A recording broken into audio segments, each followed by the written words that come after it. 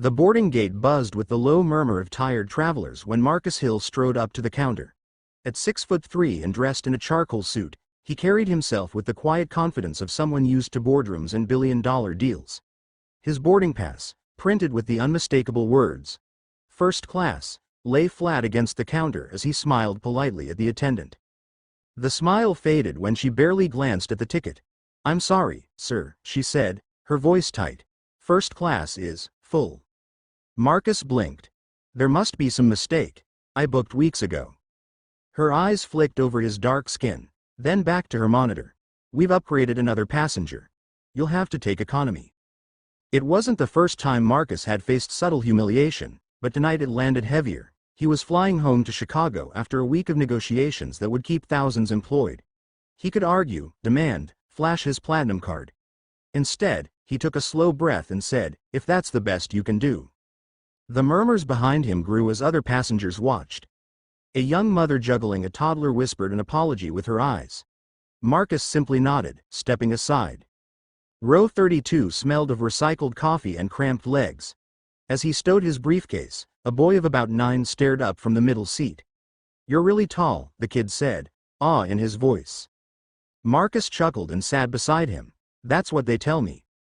The boy's mother leaned over from the aisle seat, embarrassment softening her tired features. "I'm so sorry, It's fine," Marcus said.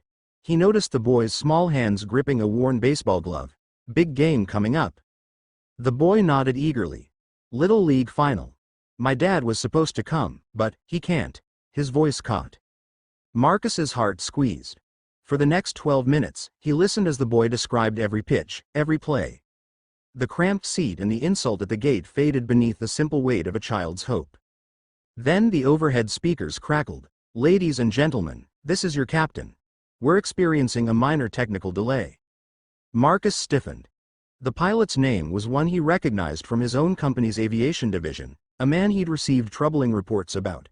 Only that morning, Marcus had read an internal memo warning that the pilot had ignored maintenance protocols.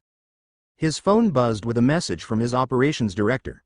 "Marcus, the pilot of your jet, Flight 274, is the same man. We have evidence of repeated safety violations." Marcus glanced at the boy beside him, chattering about his winning home run. The cabin lights dimmed slightly. A quiet decision settled in his chest. He unbuckled and strode to the front, past startled passengers. The flight attendant reached out, but Marcus's voice was calm, authoritative. "I need to speak to the captain, now." Moments later, the door to the cockpit opened. The pilot's face drained of color when he saw Marcus. "Mr. Hill, You're done," Marcus said quietly. "Shut down the engines. This flight isn't leaving under your command." The pilot stammered, but Marcus's tone brooked no debate. Within minutes, the plane powered down.